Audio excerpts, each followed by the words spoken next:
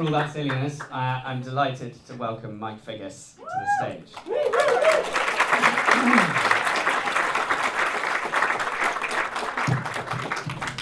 That's a very hard act to follow. Nikon's Christmas Day. Okay. Okay, we've got a lot to get through. I've got a bunch of clips, not too long, but just to sort of talk about the idea of storytelling in filmmaking. And also, like I said, so much to cover, which is, what is cinema now? I have big problems with the way films are being made at the moment. And the effect of Netflix and,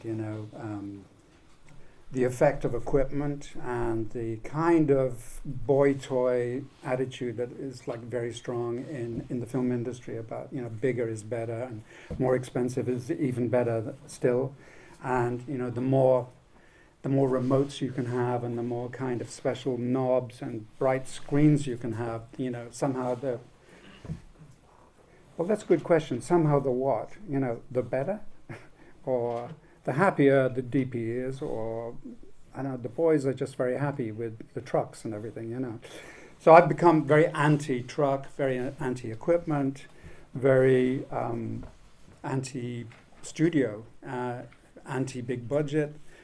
Why? Because since 2000, which is when I did Time Code, and it was the first real-time film ever shot on digital, it became, abundantly clear to me that, we were in a new era of filmmaking in terms of technology and equipment, and we didn't need any of that shit anymore. However, the industry argued with that. Because obviously, at that time in Hollywood, I was a threat. I got a lot of abuse at the Directors Guild and from a lot of cinematographers because what I was suggesting, and basically, going back to the Luddites in England, was the idea that you don't need the industry to be a filmmaker anymore. You really don't.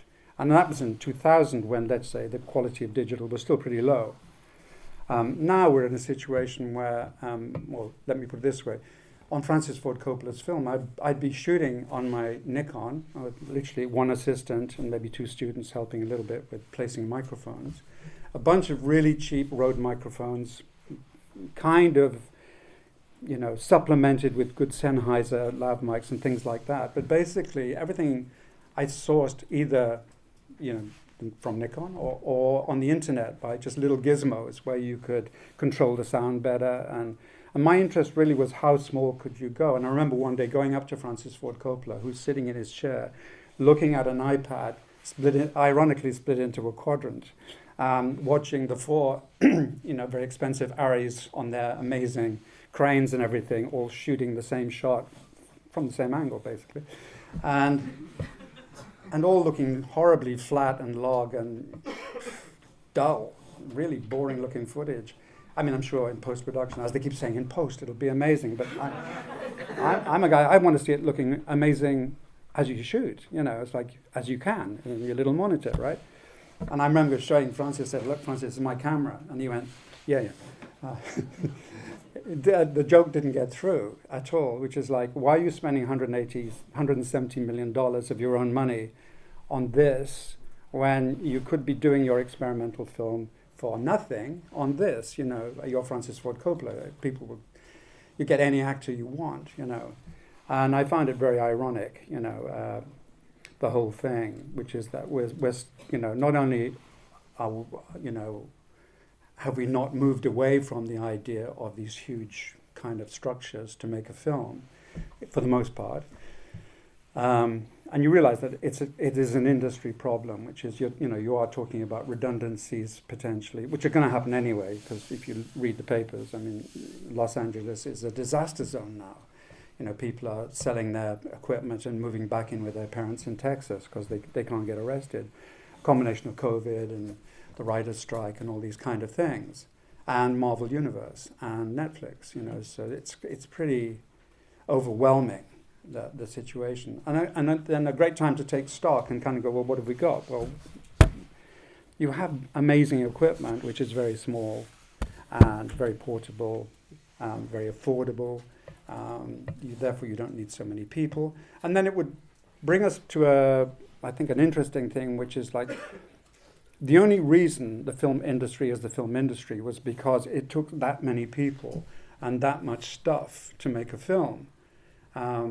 So, you know, an artist, let's say a filmmaker, could never operate the same as a novelist or a painter or a poet, because you needed all that stuff. I mean, the idea that an author would need 75 people in his room to write the next chapter would be preposterous, right? But in film, it's totally acceptable. So you often find yourself on a film set where you want to do something very intimate and interesting and perhaps a little perverse, and you become shy because there's like all these guys watching, kind of going, oh, what's next? What time's lunch? You know, and all the rest of it. So the idea that filmmaking is an intimate process, like any other art form, you know, is so obvious now, you know, with the technology that just exists, as I've laid out. So the documentary, basically how I got into it was I knew Francis Ford Coppola through his nephew, Nick Cage, obviously because of leaving Las Vegas. And we sort of became friends, as in kept in contact. He seemed like a nice guy, and, you know, he's Francis Ford Coppola, you know, he's a legend. And I had various connections with a magazine that he sponsors, Zoetrope magazine. I guest edited that, kind of kept in touch over the years.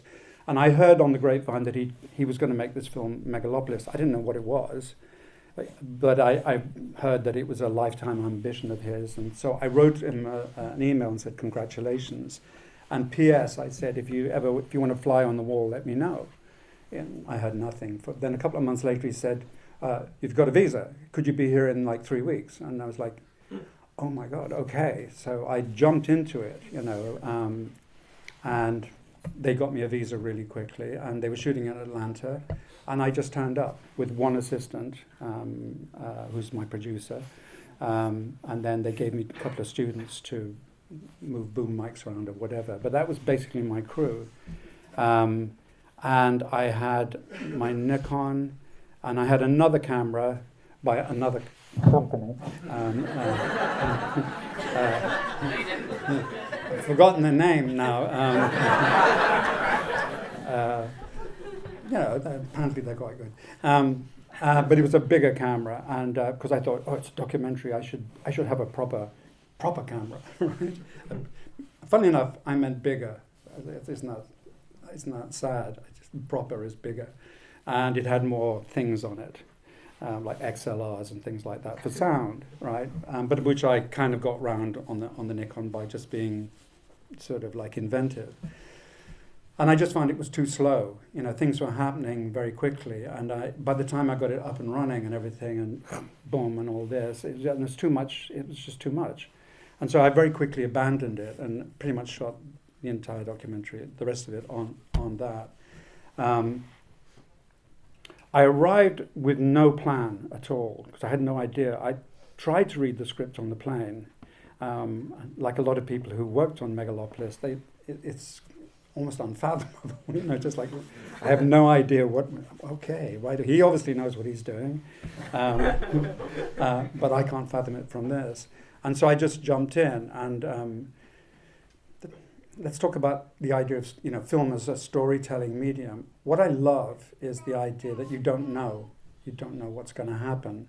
And let's say midway through the documentary, I woke up one morning, I was in such a good mood. And I was like, why am I in such a good mood? And the answer was a bit sad, which was, none of this is my responsibility. None of this is my fault, you know. And in fact, the more shit that hits the fan, the happier I am, because I'm making a documentary. And every documentary that we remember about filmmaking, right, is about a disaster, what goes wrong on a film. And I realized that what was wonderful was that my responsibilities were very simple. One was to be awake and alert. But since I was a kid, I was very good. I grew up in a very tough neighborhood, so I'm very good at watching the room and spotting the psychopath, I always say. You know, like maybe on the other side of the room, but, you know, if they're slightly walking towards you, you kind of need to be aware of that so it doesn't come as a shock. And that's good training for filmmaking, I think. And the other one was, you know, do I have enough batteries in my pocket and enough media? And have I remembered to switch the mic on? And at one point, I got the most amazing shot. And then in post-production, I said to the then editor, who I then fired, why haven't you put that shot in? It's amazing. And he said, well, I can't find it in your log. And I went, yeah, it's got this and it's got this. I described the shot. I looked in my backup, and of course it was that classic thing of, you're looking at the monitor and it's an amazing shot. Unfortunately, it was already on record, and I hit the record button, and it wasn't recording, other than in my mind. But I could describe it to you. It's wonderful. I even thought of putting it in the documentary, saying, this is a shot that's not in the film, but it went like this. So one of the things I'm talking to Nikon about, I say Nikon, by the way. If you're American, you say Nikon. Okay. But I checked, and it's Nikon. Is I want to design a camera for you guys. So if you think of a Formula One steering wheel, right, and the first thing that happens when they crash is they take the wheel out. It's the most expensive thing on the car, and that is to integrate a camera into what I don't know if you know. I designed this thing called the Fig rig, which was kind of revolutionary around about 2000, which was a steering wheel with a camera in the middle, and you could mount whatever you wanted on top of that. And that became very popular. Manfrotto then, licensed it from me for like 15 years, and it became a part of everyone's kit. David Lynch used it, Herzog used it, all kinds of people. The license ran out on that, and also, time moved on. So I've redesigned it as a phase 2, much more like a racing car steering wheel, where everything would be accessible by thumbs, and the camera is basically integrated into a thing. So almost like you get the kit, you get that out, it just, I hate to use the analogy, but like a weapon. It's not a weapon. Well, it is a weapon too. And you can just very quickly click, click, click, put it together, and you're ready to shoot, And then you have your monitor, and you make your adjustments very quickly with your thumbs. So that's a project I'm working on, which is that to integrate all that technology into one thing, rather than having to go on the internet and buy 10 little things that all have cables and hook up, and like I say, then you end up not getting the shot. So let's jump in with the first clip, because I also want to talk a little bit about storytelling, because I know that's the name of the game today as well. So this is my first couple of days on the shoot with Francis, and he's in rehearsal. Games Lights. have rules. And the rule of this game is that when you get mad, you dish it off to the guy below you, which is in fact what happens in life and what happens in most plays. Take your hat, and when you throw it down, you have to tell the second guy to pick it up and then go back to your improv.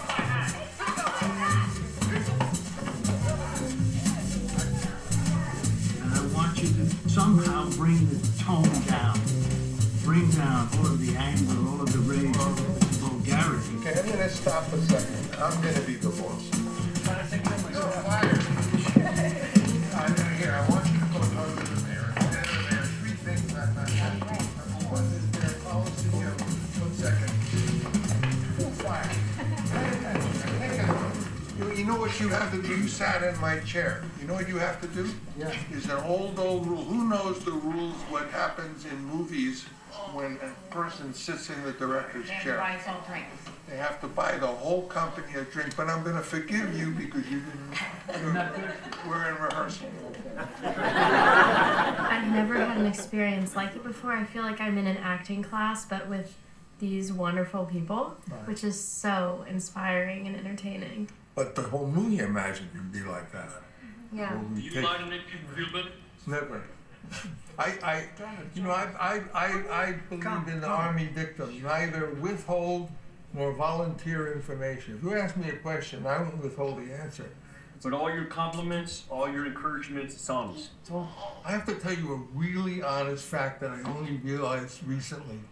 That when I do casting for a movie, whether it's an open call, and in this very room I met, 400 people, and I shook their hand, whether it's a newcomer like that or it's Marlon Brando, I'm rooting for them when I'm there with them. I really am. By the end of that week of rehearsal, he had created a sense of camaraderie amongst the principal actors. who started to enjoy these games, and also with deep respect for Francis, they did whatever he asked. Same character? Good. Don't mind the camera's not even here. So how close are you guys? Do you get together every week? Occasionally. Family's important, isn't it? I think family is everything. We have a close bond. We support each other.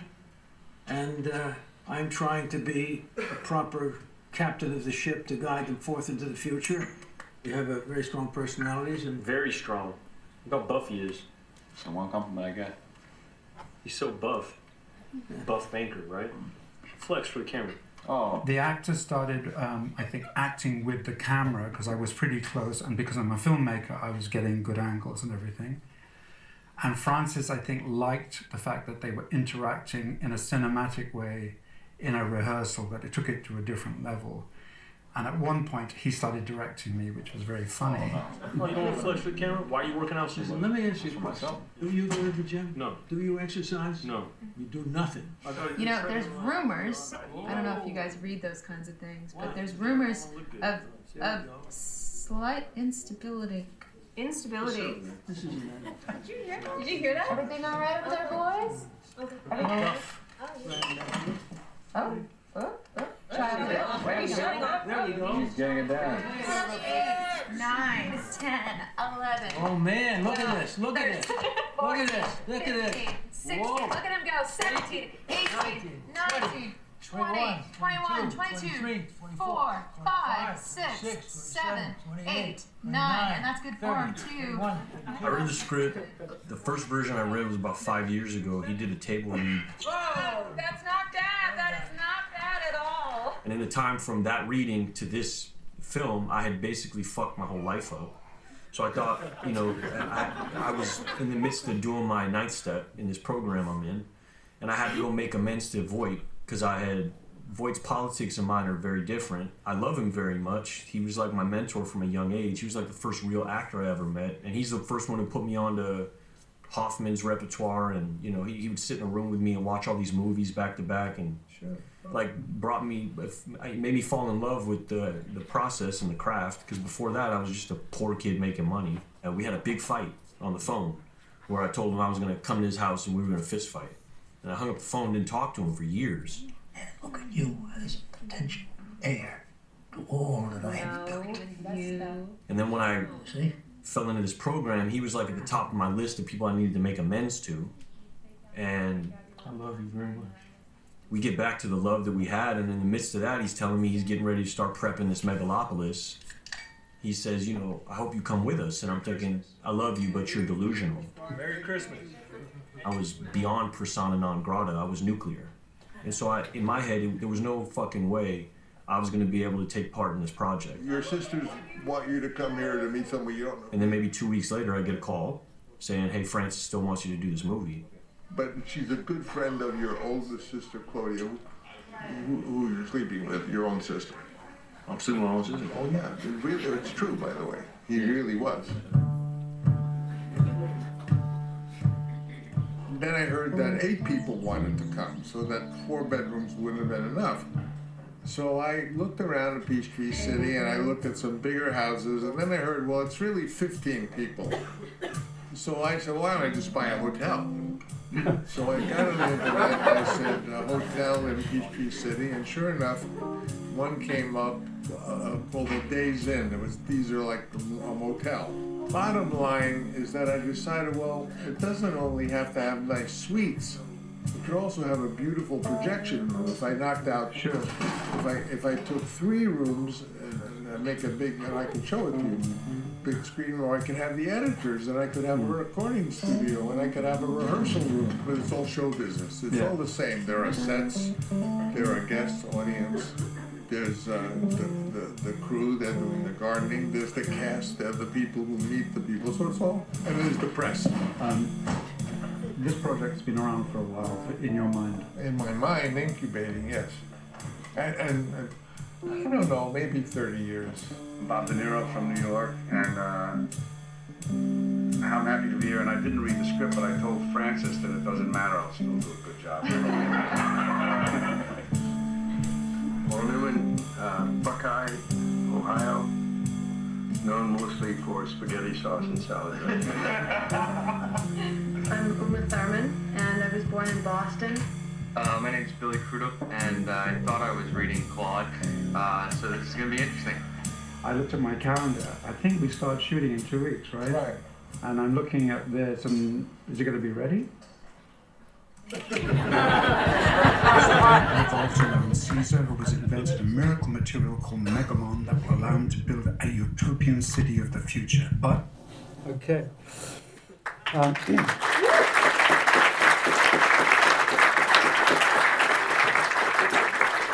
So can't find a house, buy a hotel. And so this is like, wow, this guy is crazy. You know, he's bipolar. He is bipolar. You know, and it's like, so he's on the set on the first day, and John Voight turns up, and John's going, I've been thinking about Francis, about the character, and Francis is doing this. It's like, he's sitting down, he's going, yeah, oh, that's yeah. And then I'm looking at the microphone, I realize he's talking to the builder who's doing the reconstruction of the motel. And John's going, so what do you think, Francis? He's going, yeah. And afterwards I said to him, when John was talking to you, you know, you were talking to the foreman of the hotel. And he said, yeah, actors though, you know. I've heard it a million times from John. It takes multitasking to a whole new level, right? You know. And so I kind of went, okay, my story is Francis Ford Coppola's like, does it his own way, you know, so these theater games, and you saw the thing where, you know, Aubrey Plaza, like she says to me, you know, so suddenly I become the news cameraman in the rehearsal, which is great. So I'm now working for Aubrey Plaza in that rehearsal. So I'm in the middle of a shot, and then Francis suddenly says, Mike, no, I think you should be standing there. And at that point I thought, I'm making a documentary about Francis Ford Coppola. He's directing me where I should put the camera in the documentary about him, you know. And I went, I'm on a wide lens, actually, Francis. He went, oh, okay. And he sort of, there was a little moment of checking his control. So, we go into the first day of production, and they start shooting, and it becomes clear to me, because what's interesting for me is I'm on the crew. I've never seen another director working before. Why would I? You know, I meet directors at film festivals and things like that, but I've never, and you make the assumption that we all kind of do the same thing, and of course nothing could be further from the truth. Ask any actor, right, who's worked with more than 5-6 directors, and of course they've all got their own stories about how crazy we all are. I interview the Beth, who's lovely, who's the art director, production designer, and she's just come off what's it called, Guardians of the Galaxy, right? Has anyone seen that film? Yeah. Is it good? Is it good? Yeah. Okay. You know, it's something, our budget is 450 million or something like that, and she's the art director, right? And so Francis is like, I'd like to kind of dip my toes into the Marvel Universe pond, right? And because it's futuristic film megalopolis. And so he hires Beth, you know, who's straight from the Marvel Universe. And immediately, you know, this poor woman, when I meet her in pre-production, and she's lovely, and she's so stressed already that because, you know, the whole thing about the Marvel Universe thing is, you know, you have to be ready 6 months before you shoot. So by the time you shoot, you've got a plan, and everything's, all the blue, green, whatever screens are all ready to go, and your marks are everywhere. And this is complete opposite to the way Francis Ford Coppola thinks, because he likes chaos, you know, and then to kind of like fix the chaos, which he's created. So she's very close to having a nervous breakdown in the week before they start shooting, basically, right? And so this is a clip where he demonstrates really what he's about, and also what is the problem that's about to happen later, you know. So this is called Poor Man's Process. It'd be better if there was a guy holding it so we could put it. For me, the fascination with this kind of filmmaking is how do you coordinate all these people and make them work as one team? It's better to have your hands on this stuff. What's going on here, Francis? This is, well, we're experimenting. Of course, you know Poor Man's Process, where they make it look in the dark, it looks like there are lights going by. We're trying to see what we can learn when it also, there's scenic pieces, and it's all sort of it's really sort of a theatrical concoction, but in the light and the darkness, it's believable as moving through the rain with these cars and passing buildings, but the buildings are just sort of scenic, rolling, as we don't know what we're doing. But when we look at it, what looks good we'll do more of, and what doesn't look good we'll do less of. It's like the old days, which is now producers say, hey, what can we do different? And I say, well, let's just do it for real like we used to. That's different. And all of us learn that we can be collaborative and try ideas and do it together and learn from each other.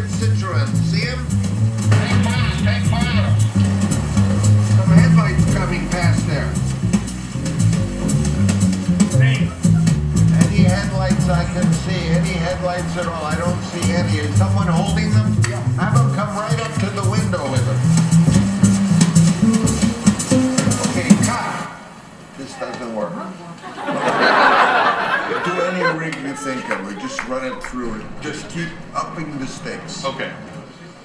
I'm asking them to play at it more, and they want to work at it. So now we got the idea what we're up against. We're doing a performance. We have to have more assets that you could just go right up and hold them and go away. So let's do it that way.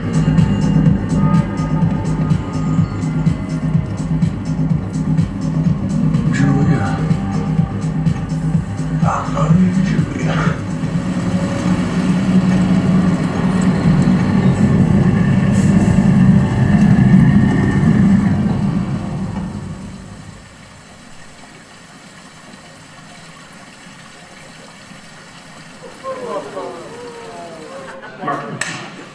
And ready, action.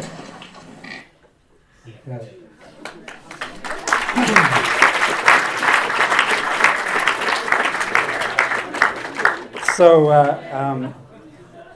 I just thought I'd put in things like the budget. You know, I was like, when I was editing, I thought, let's just see where's the money gone. You know, I mean, ironically, I'm trying to raise finance for a Korean film right now, and I want to shoot it like I shot the documentary. The budget's $3 million. I'm getting all these rejections from all the American obvious people, Fox, Searchlight, etc., saying, "Oh my God, so great, so cool. You know, Mike is a genius." Yeah. Unfortunately, the budget is too low for us to consider. That's where we are, right? And then this and Guardians of the Galaxy, whatever, you know. It is Guardians, not Gardeners of the Galaxy, is it? No.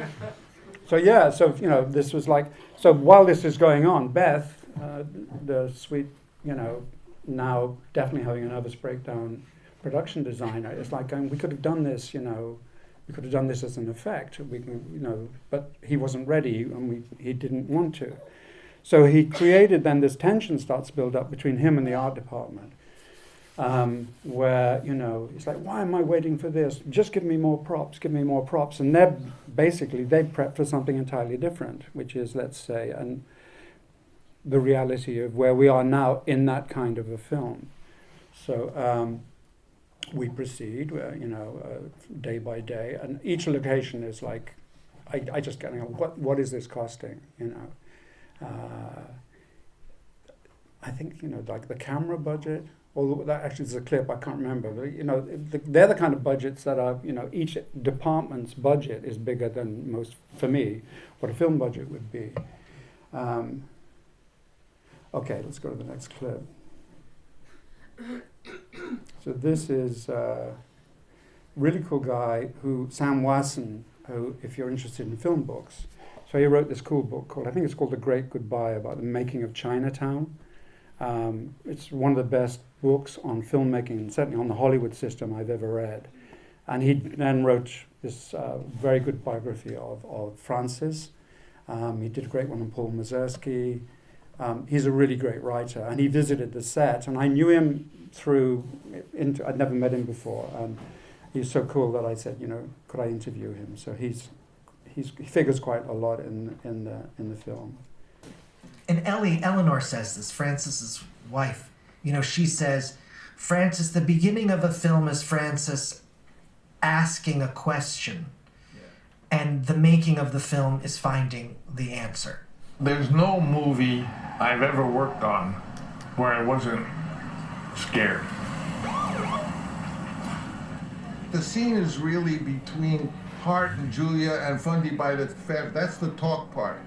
The context is the sight of these cops bringing this strong man from there to here. So that's the scene. Do you mind having the other police car there? Totally, I don't understand which... Does in reality they shine those big lights? In other words, you want to have another car over there for lighting. Fear, for lighting, but also my fear is that the handheld flashlights, they will have to fight with him. They won't have time to shine. No. The flashlights, he's not going to fight with them. You don't see how many cars. But you feel the light. You honestly think inside the car... One of my jobs is to make stuff from one shot to another. If you don't want that, I don't have to do it. But I think my duty is to tell you what we did. We made 3 movies together. There's never been an issue of your job is to get one shot together. No, but since you don't know how it's going to be cut. The way it's cut determines it. Part of my job, I think it is to make sure that lighting-wise, from one shot to another, it's as similar as possible. So, to me, your job is not to match all the light. Your job is to get beautiful images of the scenes that we have, which we do. My opinion on this movie is we always have too many people, too much stuff, too many equipment, too many everything. Everything becomes hard. This is simple. Okay. I don't want to frustrate you. No. Cinema is the only art that kills what it's trying to preserve. Sure. How would you define kill? Anesthetize it, inject it with drugs that make it freeze and be inanimate and be controllable. It's because they don't understand that it's not necessary. The low-budget people, Irvin Kershner and John Cassavetes and all those people taught us that if you capture what's alive, that's more beautiful than if you capture what's dead. You watched him through the whole, from the Hart period, and that must have been very tough to watch. Well... Or did you say you saw it coming? Yeah, I said, I saw it coming. He sort of went up against a few brick walls, and I managed to push through, although, to me, my fate wasn't dependent on making it through the brick wall. So is getting through the brick wall part of his thing? Well, does he like brick walls? Yeah. So when he lands on his head, I'm not surprised.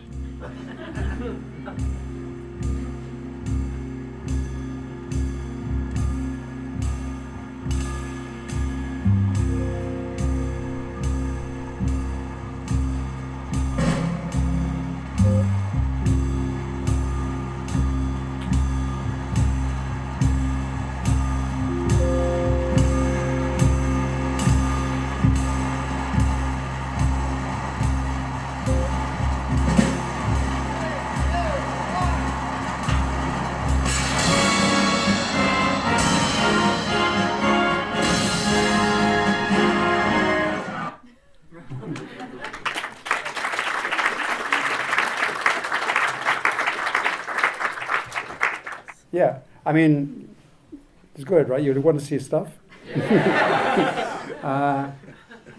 Okay, I'll jump to the next clip. So, okay, tensions build with the art department. I mean, the irony of what he says there is like, low budget filmmaking, and I'm going, Francis, He's at one point, he says to me, why are there so many trucks? And I go, because you're paying for them, You wanted that. I mean, there's an earlier clip with the producer. He said the first budget came in like half that, something like 80 million. Still a lot of money. And Francis said, no, I need more room. So they doubled it, basically, And then he just he's just a really interesting contradiction, because you can see that his background in theatre and all of that, he loves that shit, you know. I had dinner with him like a month or so ago, and he's already prepping another film. He says, well, I'm 85, what the fuck? I mean, I can't take the money with me. Screw the kids. You know?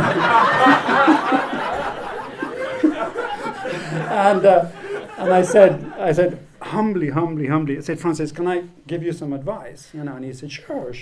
You know, I said, you're an icon, you're a legend, you know, everybody loves you. Megaflopolis, as it's now called, is not going to kill you, you know. You're still Francis, right? If you're going to do another one, I almost wanted to say, Francis, don't use the Ariflex. Francis, you know, keep the budget really small. He said, I am. And I said, what's the budget? He said, 30 million. I said, Francis, that's not low budget. Never mind, you know.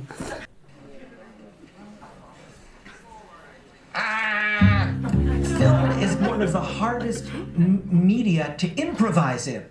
I mean, it's so expensive. I'm not used to this costume thing where every time I say costume, 3 hours goes by. Yep. I don't want it anymore. I need help. I know exactly what I'm trying to do, and somehow everything I try to do, it takes, it's got to come up from there, or they got to do the thing. I feel like I'm working in fast speed and everyone's working in slow motion. All I need is my regular kind of crew that's not so immense. You know, every decision has to go up and down the art department. The danger is I'm going to get really mad. Yeah. I know what I'm talking about. Give me what I want. I don't know what you want.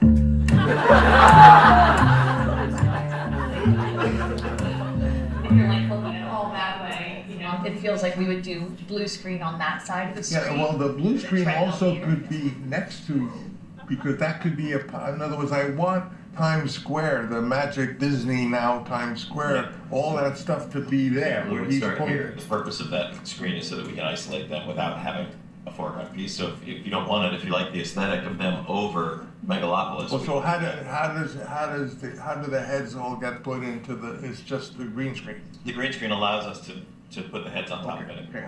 What I'm suggesting is I don't mind if you construct something that imposes in there, but if I don't have a problem, then that all above their heads and stuff could be green screen, and that could be a real thing.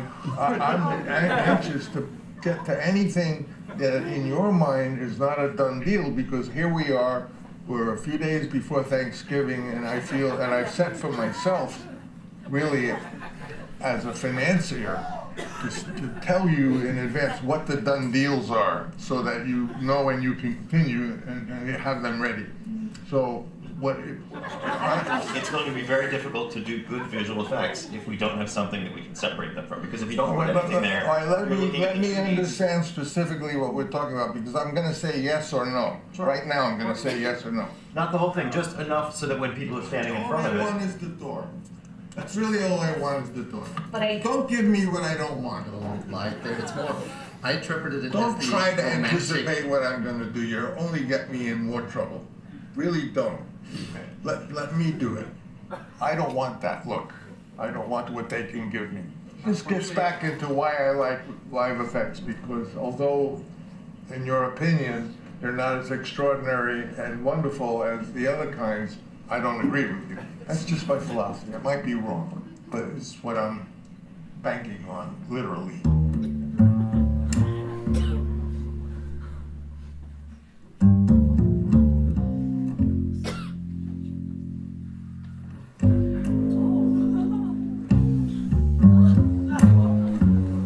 The big story in the Hollywood Reporter was then picked up by all the international press, and stories of disasters on the set, etc., etc. Adam Driver made a statement saying he'd been on some pretty crazy sets, but this was not one of them. They cast you, they come here, they stop. Already this has become a myth, so I'm trying to get to the truth.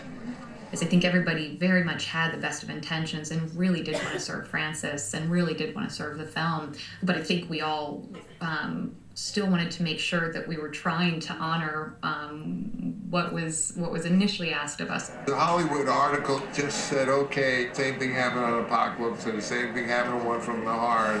sort of open season to speculate on my craziness. To achieve that epic scale and this big vision that's in all of his keyframes, while still doing it with a really lean art department that he was more accustomed to. Well, you know, basically cost overruns. In other words, the art department of the film, the last film they did was Guardians of the Galaxy. I've wondered if we missed the signs earlier on that he wanted to approach the movie differently. I do wonder if he didn't communicate it as clearly. One department needs to eliminate one person for constantly going over budget, yeah, but... Knowing what I do now about how Francis prefers to work, I really do feel like we would have built this film very differently. We're on schedule. I love the actors, and the look is great. I don't know what anyone's talking about. I thought long and hard about it. It was very upsetting, and I felt like I was put in a position where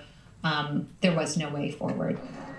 No one says who these sources are. It's just sort of, oh, we heard some gossip. To that I say, ha ha. Wait and see.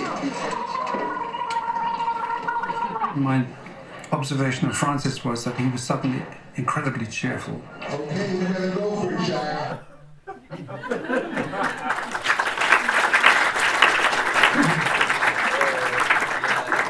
He was so cheerful, you know, because he'd like bloodletting, you know, as part of the process, I guess, you know. I felt very sorry for Beth because I felt that her intentions were really, really good, and she came in under a certain kind of understanding that that's why she was going to be there. Otherwise, he should have got, you know, maybe gone for a old school art director from his generation that understood. Like he always talked about when he did, was it Dracula? You know, he used like these live effects more than special effects. So I kind of get it, right? Well, you want to see a couple more? Yeah. Okay. Shia LaBeouf was just amazing. He was the only person on the film who had the guts to challenge Francis on a regular basis. And tell him he was full of shit, basically, sometimes saying, let me rewrite the scene, give me 10 minutes, you know. And funny enough, Francis respected that, and actually they had a very interesting relationship. That's kind of heaven and hell, but it was very strong. This is called Film Is Not Real.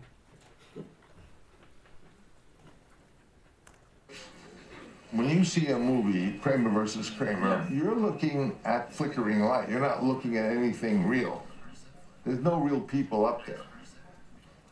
When he filmed that movie, he was going through a divorce, and they caught it. They captured it. But you don't think in one line. You jump. All I'm saying is, what's on the screen? Is it real or is it flickering light? It's real. Okay, it's not real. In a movie, the only real thing is the audience. Okay, but we're having a real conversation.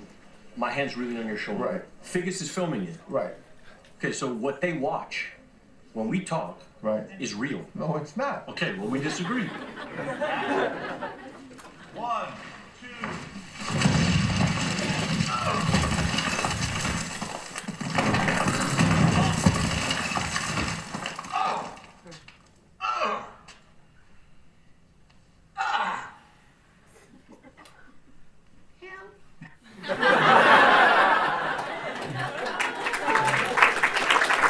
So this is nice, because the first time what they're saying, which Figgis is filming it, and when people watch this, you're the first people to have watched the not real thing on the screen. It's kind of interesting. Thank you for sharing that. Right? A unique moment, you know. Can we do some questions? Yes, that'd be great. Any questions? Raise your hands. Okay, so really interesting seeing these clips from the documentary. And I have a question regarding, the very famous documentary from Apocalypse Now, Heart of Darkness. Mm-hmm. Did you have that in mind when making your own documentary, now with Francis, so many years later? Well, it's unavoidable. Yeah. And the beginning of the documentary is actually me interviewing Ellie Coppola, and I say to her, do you have any advice for someone who's about to make a documentary about your husband? And she says, basically, just stay awake and watch carefully because he'll change his mind all the time, and just go with what you think is interesting. And I became really good friends with Ellie, and sadly she passed away earlier. But and in post-production, she saw the first cut of the documentary, and gave me notes and feedback, very nice feedback.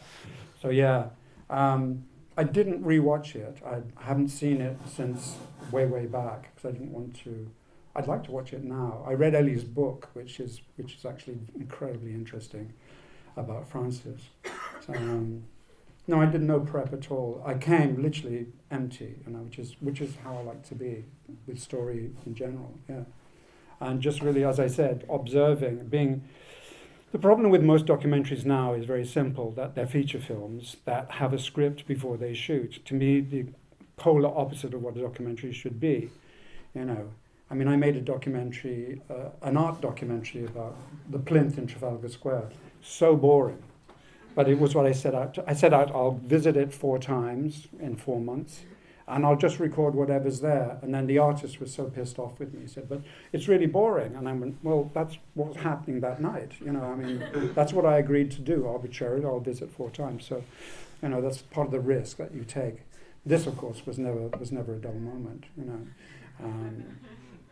and it was, like I was saying earlier, it was very nice to be part of a crew, which I've never been part of before in that respect. So I hung out with the gaffers and the DPs and everybody, the grips, and we'd go and have dinner, and then they'd go, Mike, you're a director. How's this going to cut together? And I go, I have no idea. But Francis, clearly, maybe he has, So, yeah, next question. Thank you.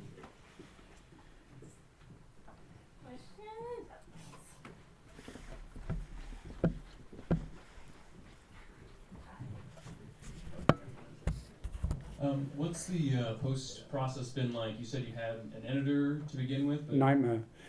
Yeah. Because Francis is a control freak. So for the first year I had no contract. They paid my basic per diem and all the rest of it. I've made no money out of this at all. And when it came to do the contract, it was suddenly the Coppola, the mafia, the Godfather. They just kind of said, no, Francis needs to own everything. He needs to own your footage, and he wants final cut. And I went, no fucking way. It's about him. How can you have final cut?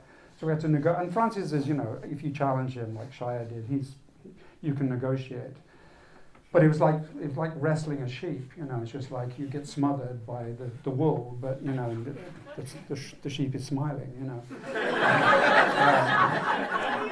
So then they gifted me an editor, an award-winning editor, Joe, who was the most socially, retarded person I've ever met. I flew out all the way to LA to meet him, and it's like, I wonder when I get, is he going to offer me a cup of tea or something? I said, does he like me? Does he seen any of my films? That never happened.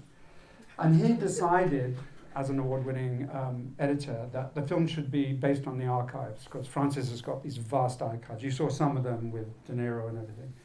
So he cut the whole thing as a kind of archive, and occasionally B-roll, which was what I'd shot, like fun and games on the set, And, at a certain point, we had to part company, and so I took over the edit myself.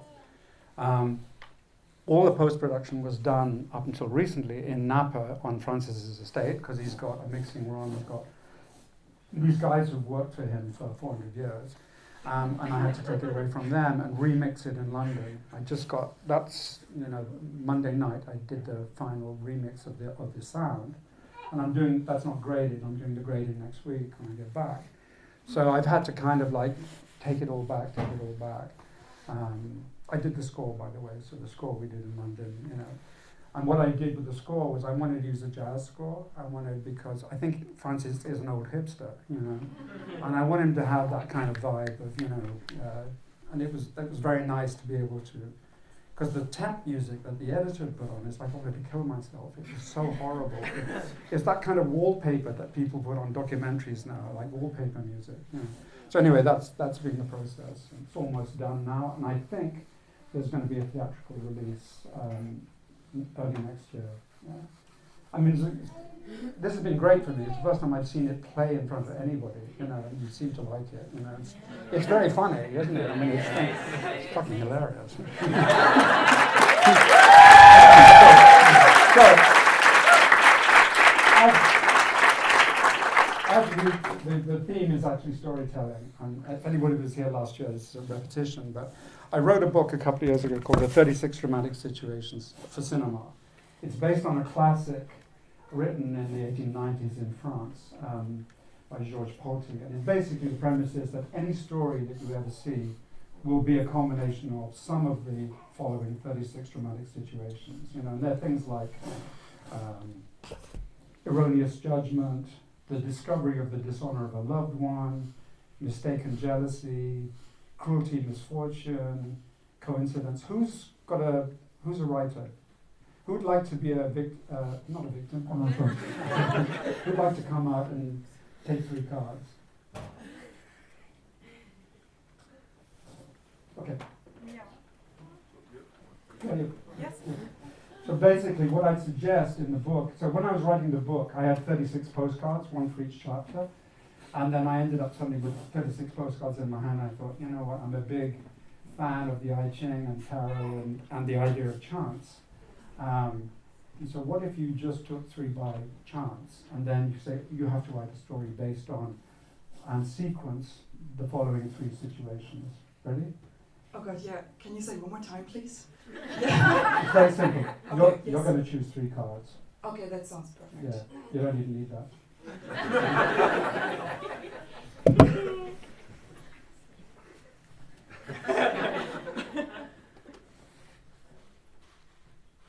One. Yes. This one. 2. And you sure? Follow your instinct. This one. Okay. So let's lay them out here. And you have, let's turn them over. So you've chosen rivalry of kinsmen. So that's rivalry within a family, kinsmen. Abduction. Enigma, power, vulnerability. And the third one was, you've drawn 2 rivalry, just straight rivalry between superior and inferior.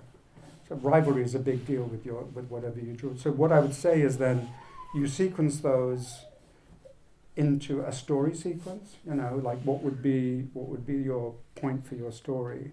And then you start thinking about it and go, this if you're writing a story from scratch and you just want to get started. Because most writers, you draw on your autobiographical, as Buñuel once said, if you were lucky enough to have 3 horrible things happen to you in your childhood,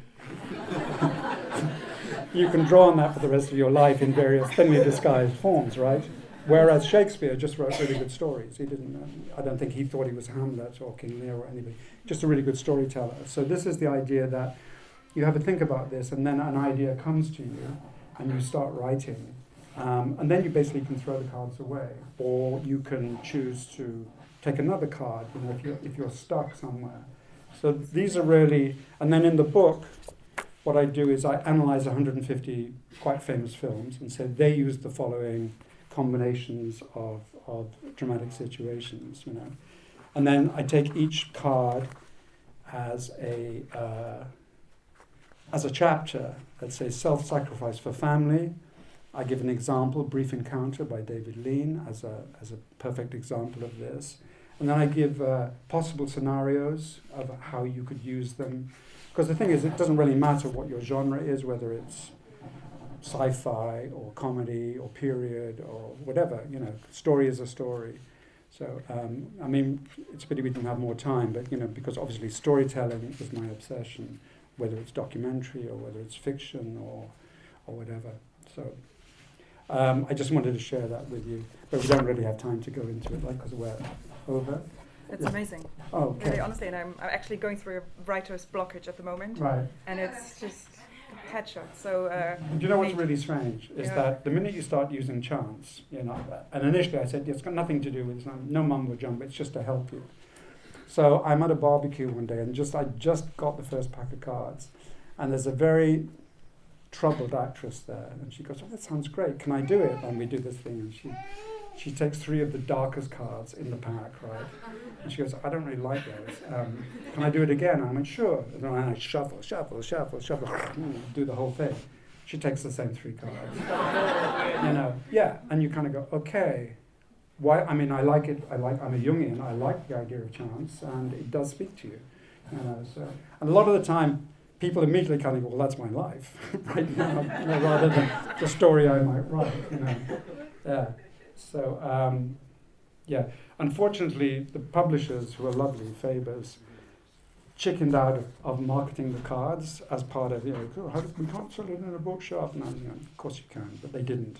So if you wanted to buy this, you can buy on Amazon, but you have to buy these also on Amazon separate from the book. They are both available.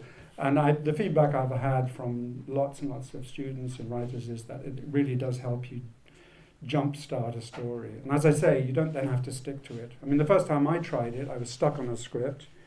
And I just went, I wonder if it'll, I just took one card, let's say, An Enemy Loved. And I went, that's got nothing to do with the script that I'm writing. I went for a long walk and I was thinking, how could I fit it in? How can I fit it in?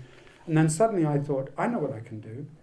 And I fixed the problem. And it wasn't this card, but the card forced me to jump off my railway tracks in, because once you start writing, it's very hard. You have the 3-act structure. You've set up characters, and you are very quickly a prisoner of your own scenario, right? Okay. I guess we've run out of time, for sure. I like it. Thank you so much.